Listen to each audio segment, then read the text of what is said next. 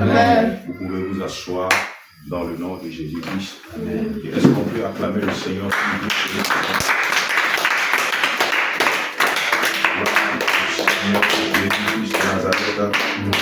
Je le disais tout à l'heure que quand Dieu commence quelque chose avec toi, il finit ce qu'il a commencé avec toi. Amen. Je disais tout à l'heure que Dieu n'est pas un homme pour mentir. Et quand la parole de Dieu vient, la parole de Dieu vient pour accomplir sa destinée. La parole de Dieu est une parole qui est inspirée. Et la parole de Dieu est une vérité qui ne ment pas. Aucun homme ne dira le contraire concernant la parole de Dieu. La parole de Dieu est irréversible. La parole de Dieu ne change pas. C'est pourquoi il dit: je suis le même hier, je suis le même aujourd'hui, je suis le même éternellement. Ça veut dire que la parole de Dieu est toujours, elle ne change pas. Mais vous devez faire confiance à la parole de Dieu. La chose la plus importante que vous devez avoir en vous, c'est la foi, la confiance en Dieu. Il a dit: croyez en moi, croyez en Dieu et croyez en moi. Ça veut dire quoi? La parole de Dieu réside dans sa parole. Et quand vous regardez dans Jean 1, il dit: au commencement était quoi? La parole. Et la parole était avec Dieu, et la parole était Dieu lui-même. Et cette parole, quand nous lisons la suite, la Bible dit qu'elle a été faite chair, et elle a habité comment? Pleinement au milieu des hommes. Et cette parole qui a habité pleinement au milieu des hommes, et qui est devenue chair, c'est qui? C'est Jésus lui-même. Alléluia. Et Jésus a dit: je suis avec vous tous les jours jusqu'à la fin du monde. Alléluia. C'est une promesse.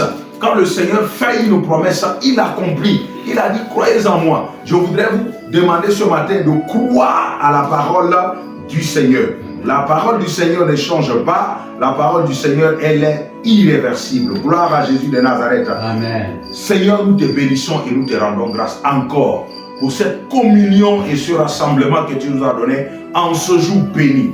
Nous croyons, Seigneur, que tu es parmi nous comme tu nous l'as promis. Et tu nous conduis, tu nous orientes et tu nous inspires par le Saint-Esprit au nom de Jésus-Christ. Amen. Amen. Alléluia. Amen. Nous allons parler de l'Église, c'est-à-dire l'épouse. Gloire à Jésus de Nazareth. L'Église, l'épouse.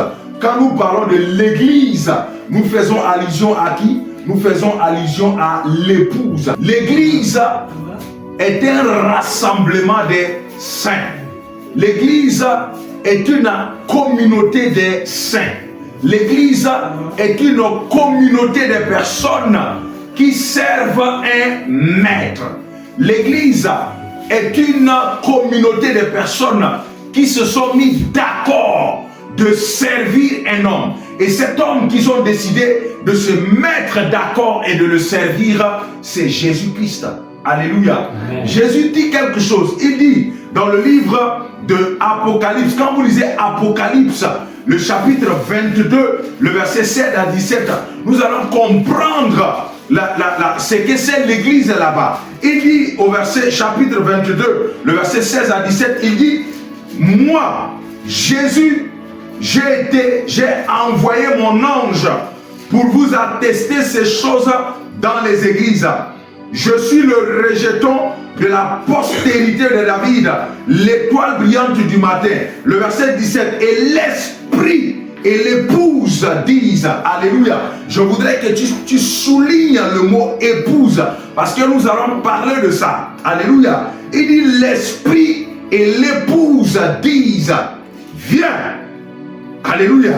Et que celui qui entend dise: viens. Et que celui qui a soif vienne. Amen.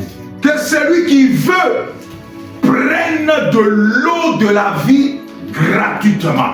Amen. Alléluia. Amen. Et l'épouse ici, c'est qui? L'épouse ici symbolise l'église de Jésus-Christ. Gloire au Seigneur. Amen. Jésus-Christ est l'époux et l'église est l'épouse.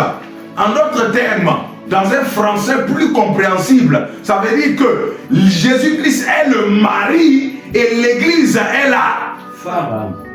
Amen. Alléluia. Amen. Jésus-Christ est le mari et la femme c'est l'église. Ça veut dire quoi? Lorsque nous sommes rassemblés, lorsque nous sommes assemblés en communauté et que nous communions ensemble, nous sommes l'épouse de Jésus-Christ. C'est-à-dire en français facile, nous sommes les femmes de Jésus-Christ. Amen. C'est spirituel ce que je suis en train de dire. Ce qui est déclaré dans la parole de Dieu ici, ce n'est pas physique. C'est une parole, c'est une révélation. C'est une parole qui révèle quelque chose qui est spirituel. C'est une parole qui dévoile un mystère spirituel. Certaines personnes ont pris cette partie de la parole pour raconter des bêtises. Aujourd'hui, vous voyez des hommes qui épousent des hommes, des femmes qui épousent des femmes, et ils se permettent d'utiliser la parole de Dieu pour dire que non, la parole de Dieu défend cette bêtise. Alors que l'Église appelle, le Seigneur appelle cet acte abomination. J'ai entendu quelqu'un dire, les gens disent même sur les réseaux sociaux que l'histoire de Jonathan avec David est une histoire qui cache un mystère homosexuel. J'ai dit, maudit soient ces personnes qui ont dit ça. Alléluia. Parce que pour eux, ils disent que non, le cœur de David était attaché à Jonathan. Les gens sont trop bêtes. Ils sont trop bêtes. Tellement qu'ils sont bêtes dans leur péché, tellement qu'ils sont stupides dans leur péché, ils se permettent de chercher la justification de leur péché et de leur abomination dans la révélation de la parole de Dieu. Non. Alléluia. C'est de l'abomination. Un homme ne peut pas prendre une femme, un homme comme femme. Un homme ne peut pas prendre un homme comme femme. Une femme ne peut pas prendre une femme comme sa femme. C'est pas possible. C'est pas possible. Si Dieu permettait qu'un homme prenne une femme, il n'allait pas crier. Un homme prenne un homme, il n'allait pas crier au départ dans le jardin des Èves, Adam et Ève. Dieu ne peut pas crier Ish et Isha. S'il voulait que l'homme marie un homme, il allait crier Adam et Adam. Il allait crier Ève et Ève. Gloire à Jésus-Christ. Que les hommes ne nous trompent pas. S'ils ont besoin de pécher, ils n'ont qu'à pécher. C'est leur liberté. C'est leur choix.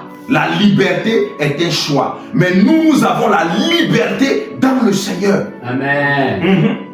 Notre liberté, c'est dans le Seigneur. Notre liberté ne nous permet pas de faire ce que nous voulons. Mais notre liberté nous permet de faire ce que Dieu veut que nous fassions. Alléluia. Gloire à Jésus-Christ. Alléluia. Donc, le mystère de l'Église est un mystère qui est symbolisé par le mariage. Le mystère de l'Église est un mystère qui est symbolisé par le mariage. Je vous dis quelque chose. Un homme et une femme, un homme et une femme qui se sont mis d'accord de se marier, d'être ensemble, quel que soit le problème qu'ils ont, quel que soit le défi qu'ils ont, quels que soient les différends qu'ils ont, ils règlent leurs problèmes et ils demeurent dans le foyer. Quel que soit le problème. Quel que soit le problème. Pourquoi? Parce que la Bible dit qu'elle est... Écoutez ce que Adam dit la première fois lorsqu'il a vu Ève. Il dit quoi? Voici celle qui est chair de ma. Bon, maintenant, si tu veux te séparer de la femme, la Bible dit que personne ne sait pas ce que Dieu a. Maintenant, l'homme, le premier homme qui est Adam, il a dit voici la chair de ma chair. Ça veut dire quoi? La femme est intégrée dans toi. Parce que quand tu dis la chair de ma chair, ça veut dire qu'elle est intégrée en toi. Maintenant, cette chair qui est chère en toi, tu décides de l'abandonner. Ça veut dire quoi? Tu es en train de désintégrer quelque chose en toi. Est-ce que c'est possible? La chair. Voici ce que le Seigneur est en train de dire. Il dit mon église qui est mon épouse, ne peut pas se séparer de moi. Mon église qui est mon épouse ne peut pas se séparer de moi. Je l'ai épousée. j'ai uni ces hommes à moi. C'est pourquoi vous voyez, malgré ce que nous faisons, le Seigneur nous aime. Si seulement Dieu pouvait seulement dévoiler le caractère de chacun de nous. Je ne parle pas de ceux qui sont au dehors là-bas. Laissons-les, parce qu'ils n'ont pas Jésus-Christ et c'est compréhensible. Mais parlons de ceux qui ont reçu la grâce d'être appelés fils de Dieu et filles de Dieu. Parlons des chrétiens. Si seulement Dieu dévoilait le caractère de l'Église publiquement, vous allez voir comment l'Église est remplie des hommes hypocrites et méchants, des hommes mauvais.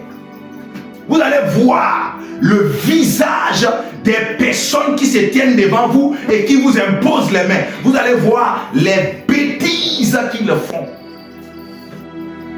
Mais Jésus dit quoi? Je les aime. Alléluia. Je les aime.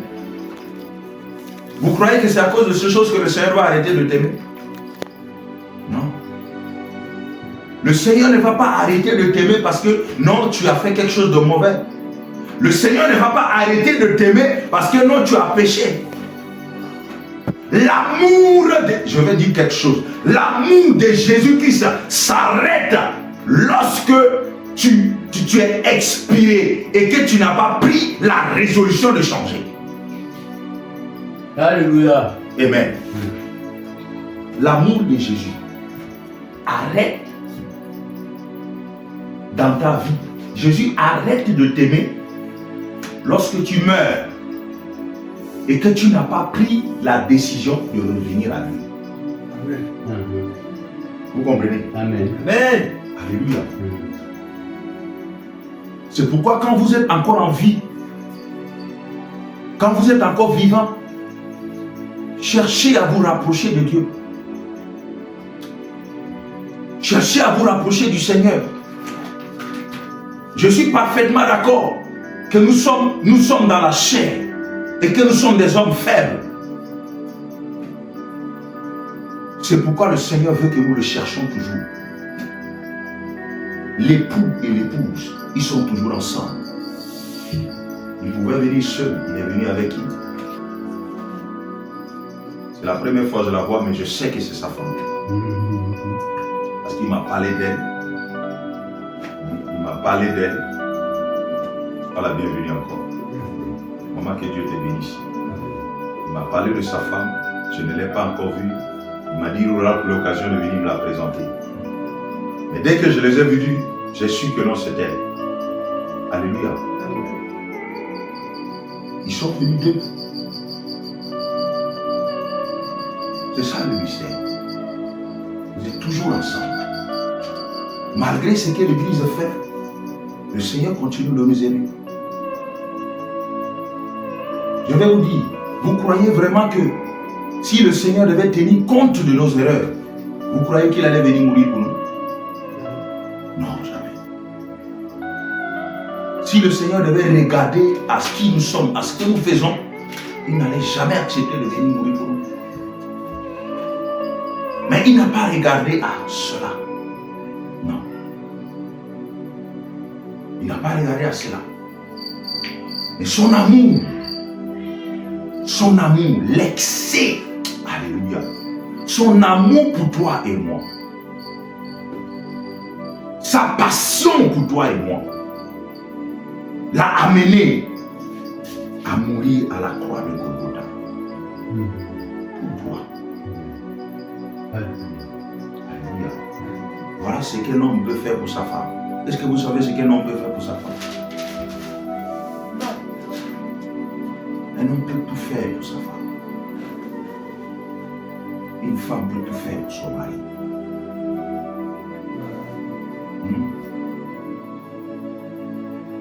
Vous savez, quand tu arrives, quand quelque chose arrive à un homme, à une certaine limite, quand quelque chose arrive à un homme, il y a des choses que certaines personnes ne peuvent pas faire pour toi. Même ta propre famille ne peut pas faire pour toi. mais c'est la femme que tu as épousée. La fille des gens, c'est elle qui sera en mesure et capable de faire cette chose pour toi.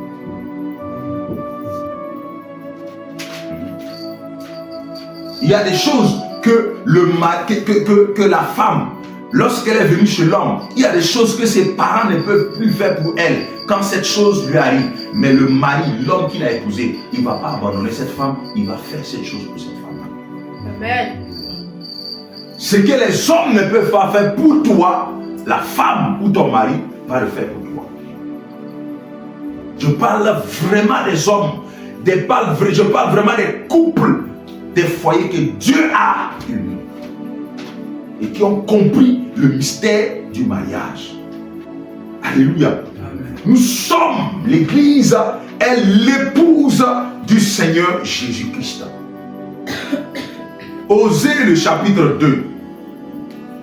Dans le livre de Osée le chapitre 2, à partir du verset 16 à le verset 16, après on lit le verset 19 et 20.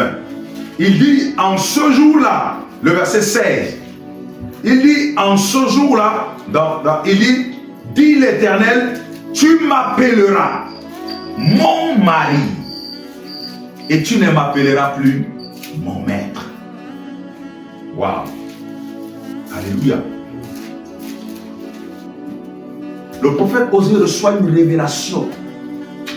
Il dit en ce jour-là, les gens ne l'appelleront plus maître,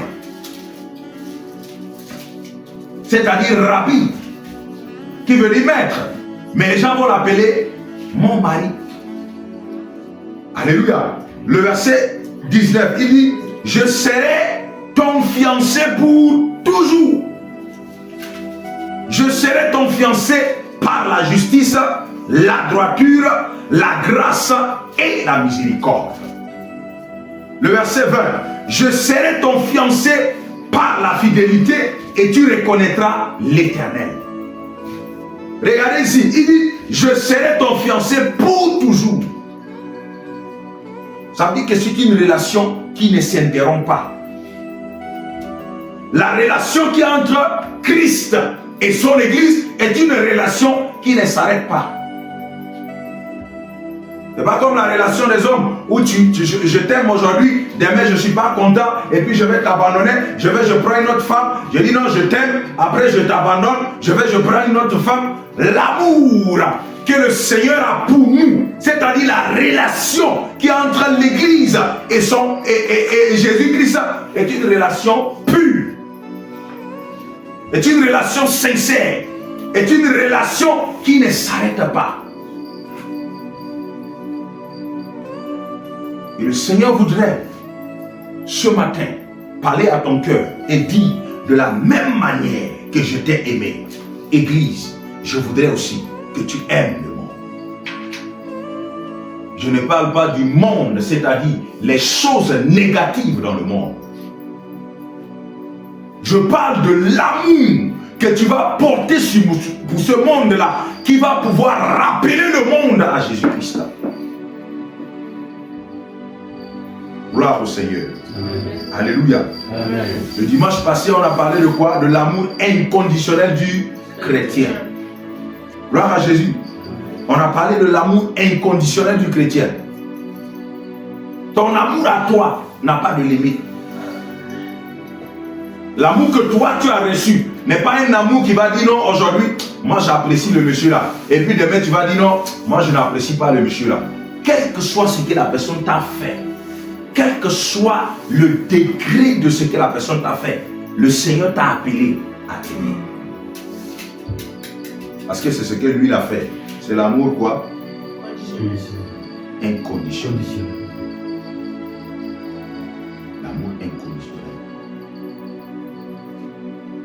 Gloire à Jésus-Christ. Amen. Je serai ton fiancé pour toujours. Je serai ton fiancé dans la justice, par la justice, par la droiture, la grâce et la miséricorde. Gloire au Seigneur. Et je serai ton fiancé par la fidélité et tu vas reconnaître que je suis l'Éternel, ton Dieu. Amen. Est-ce que tu aimes ceux qui sont dans le mal? Oui. Est-ce que tu aimes les pécheurs? Oui. Est-ce que tu aimes les mauvaises personnes? Oui. Est-ce que tu es prêt à donner ta vie comme le Seigneur a donné sa vie pour toi? Oui. C'est ce que Dieu veut que tu fasses. Et la manifestation de ton amour à toi, c'est que tu dois aller vers eux pour leur dire Jésus. Père. Voilà. Vous voyez comment la femme, vous savez comment la femme fait? Le matin, la femme, elle se lève, elle nettoie la maison, elle prépare, elle nettoie la cour, elle lave les enfants, elle fait tout. Voici l'enfant, on vient de le laver, mais le même enfant, dans les minutes qui suivent, il va aller rentrer dans la boue. On va encore le laver, on va le laver. Et pendant qu'on finit de le laver, il y a un autre qui vient le casser une tasse. Donc on fait nettoyer la tasse là. Pendant que tu es en train de nettoyer la tasse, il y a un autre enfant qui a fait caca encore sur lui. Il va le nettoyer. Et elle va le nettoyer. C'est comme ça que le Seigneur nous fait. Le Seigneur fait avec nous. Pendant que tu es en train de commettre, tu es en train de faire des erreurs, le Seigneur vient. Quand tu reviens, tu dis, ah Seigneur, pardon. Il nettoie, c'est pas grave. Pendant qu'il est en train de nettoyer ton péché, c'est toi qui es en train de gâter encore là-bas. Pendant qu'il va nettoyer ce que tu as fait, c'est toi qui es encore de gâter là-bas. Pendant qu'il est en train de nettoyer pour toi, voilà un autre frère encore de la même communauté est en train de gâter quelque chose là-bas. Alléluia. C'est ça l'amour de Jésus-Christ. Et c'est cet amour-là que le Seigneur veut que tu manifestes. L'église est née parce que Jésus voulait que cette église, cette épouse, travaille pour pouvoir rappeler ceux qui ne le connaissent pas. Ceux qui ne le connaissent pas, le Seigneur ne viendra pas, mais le Seigneur t'a donné le travail pour que tu puisses le faire. Alléluia. Amen. Voici un travail que le Seigneur a donné à l'église, et c'est un travail qui ne devait pas s'arrêter. C'est un travail qui devait être plat jusqu'à ce que le Seigneur revienne. Dans le livre de Matthieu, nous allons nous arrêter là. Matthieu 28, le verset 18 jusqu'au verset 20. Rapidement, on fait la lecture et puis on va arrêter là. Alléluia. Il dit quoi? Matthieu, le chapitre 28, le verset, le dernier chapitre, 28, le verset 18. Il est dit, allez. Le verset 18 d'abord, il dit, Jésus s'étant approché leur palais ainsi, tout pouvoir m'a été donné dans le ciel et sur la terre. Allez, le verset 19, faites de toutes les nations des disciples, les baptisant au nom du Père, du Fils et du Saint-Esprit. Le verset 20, et enseignez-leur à observer tout ce que je vous ai prescrit. Et voici, je suis avec vous tous les jours jusqu'à la fin du monde. L'épouse ne doit pas dormir. L'épouse ne doit pas dormir. De la même manière que la femme est toujours en train de travailler, en train de nettoyer la maison, de nettoyer les enfants, de balayer la cour, de corriger les désordres des enfants. De la même manière que la femme est toujours en train de travailler, c'est comme ça que le Seigneur veut que nous soyons toujours en train de travailler. Parce que nous sommes l'époux du Seigneur. Nous sommes l'époux du Seigneur.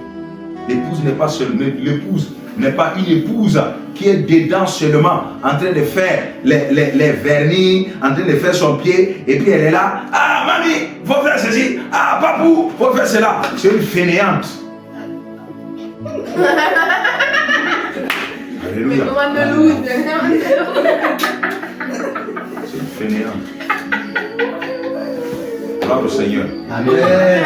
Alléluia. Amen. Une épouse, elle doit être en train de surveiller son travail. Elle doit être en train de veiller sur son travail. Elle doit veiller. Elle doit veiller. Et il fait ceci. Et il fait cela. Elle se lève. Elle se déplace. Elle regarde. Non, ça c'est pas bon. Il faut refaire ça. C'est ça le travail de l'épouse. Une église qui est assise. Elle vient que les dimanches. Elle rassemble les gens. Et puis on saute. Alléluia. Et puis après le dimanche, on s'en va. On attend le dimanche pour venir. C'est une église qui est paresseuse. C'est une église qui est paresseuse. Une église qui a des dîmes, qui a des grosses dîmes, qui a des grosses offrandes. Une église qui a des gros dons, mais qui n'est pas en train d'investir dans le mandat, dans le Matthieu 28, le verset 18 à 19. Une église qui a beaucoup d'argent et qui n'investit pas dans ce chapitre, dans ce travail que le Seigneur leur a donné, est une église paresseuse. Est une méchante église. Parce que c'est ça le travail. C'est comme le testament qu'un père laisse pour ses enfants. Il y a des pères qui disent à leurs enfants, le jour où je vais mourir, ne m'enterrez pas dans un cercueil cher. Ne me portez pas un costume cher. Achetez un cercueil simple, portez-moi une tenue simple et enterrez-moi dans mon jardin. Ça, c'est ce qu'on appelle le dernier testament. C'est le vœu, le dernier vœu d'un père. Et il écrit ça dans son testament. Il laisse ça là-bas. Voilà comment vous devez faire les choses. Maintenant, le jour où lui meurt, vous achetez une grasse caisse de plus de 2 millions, vous lui mettez un costume de 3 millions, vous lui mettez une chaussure de tel million, vous le prenez au lieu de l'amener dans son jardin, vous l'amenez dans son village. Est-ce que vous avez fait la volonté de votre père? Non. Vous n'avez pas fait la volonté de votre père. C'est pourquoi vous voyez certaines personnes, l'esprit de leur père les dérange. L'esprit de leur père les dérange. Parce qu'ils n'ont pas fait la volonté de leur père. C'est la même chose. L'église a beaucoup de problèmes. Vous savez pourquoi? Parce qu'ils ne sont pas en train de faire la volonté de Jésus-Christ. Amen. Ils ne sont pas en train de faire la volonté du maître. Le maître nous a dit avant de partir, vous savez que cette parole, quand il était en train de la prononcer à ses disciples, il était en train de se lever, il était en train de partir. Il était en train de monter. Quand il était avec ses disciples, il était en train de monter. Il partait. C'est pourquoi il leur a dit, allez, faites de toutes les nations des disciples. Maintenant, toi, église, tu es assise. Dieu t'a fait la grâce. Tu as beaucoup de personnes dans l'église qui donnent des grosses sommes d'argent. Tu es bien. C'est toi qui es là. Tu changes de voiture aujourd'hui. Tu changes de voiture ici. Vous êtes là quand on donne l'argent pour qu'on puisse envoyer certaines fidèles à l'église. De l'église pour aller faire des formations ailleurs, d'évangélisation dans ces domaines. Vous prenez vos enfants parce que non, cette formation c'est en Amérique, c'est en France. Non. Faut laisser cela. Tu vas, toi le pasteur, les anciens, non, faut prendre mon fils. Tu prends ton fils, tu prends ta fille, vous les envoyez en Amérique. C'est pourquoi vous avez les enfants des pasteurs. Ils sont là aux États-Unis, ils sont là en France. Et ils ne font rien. Ils sont là dans les boîtes de nuit. Ils sont partis avec la bourse des personnes dans l'église qui étaient... Normalement, ces bourses-là étaient prévues pour que ces gens puissent aller apprendre quelque chose dans le domaine de la mission de l'évangélisation. Mais la bourse est détournée par des hommes de Dieu pour envoyer les enfants. Et puis les enfants, ils sont là-bas, ils font le chocolat dans les boîtes de nuit. Vous êtes maudits. Vous allez rendre compte à Dieu. Alléluia. Alléluia. Amen. L'église n'est pas en train de faire le travail. Elle n'est pas en train de faire le travail. Je voudrais interpeller cette église-là. Je veux interpeller cette église.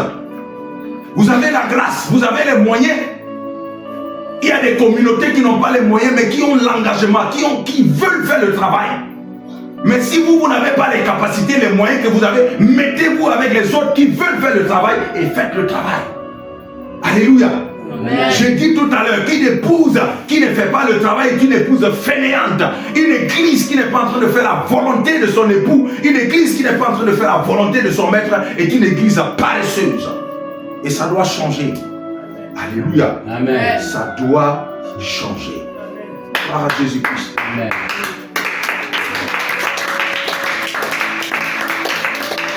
Il a dominé la mort et l'enfer. C'est Jésus qui est plus que vainqueur. C'est Jésus qui est plus que vainqueur. Et c'est Jésus qui gagne en toutes choses. Amen. Je voudrais vraiment interpeller cette église-là. Qu'elle se réveille. Qu'elle se mette au travail.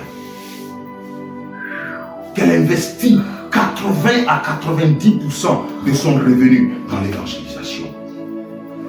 Parce que les gens sont en train de mourir dans l'ivrognerie. Ils sont en train de mourir dans le péché. Les gens sont en train de mourir dans le péché. Alors que nous sommes en train de nous gonfler avec l'argent de l'église. Nous sommes en train de nous enrichir avec l'argent de l'église. Que Dieu pardonne ces hommes-là. Que Dieu pardonne ces ignorants-là. Que Dieu se révèle à eux. Et que cette église se mette au travail. Gloire à Jésus-Christ.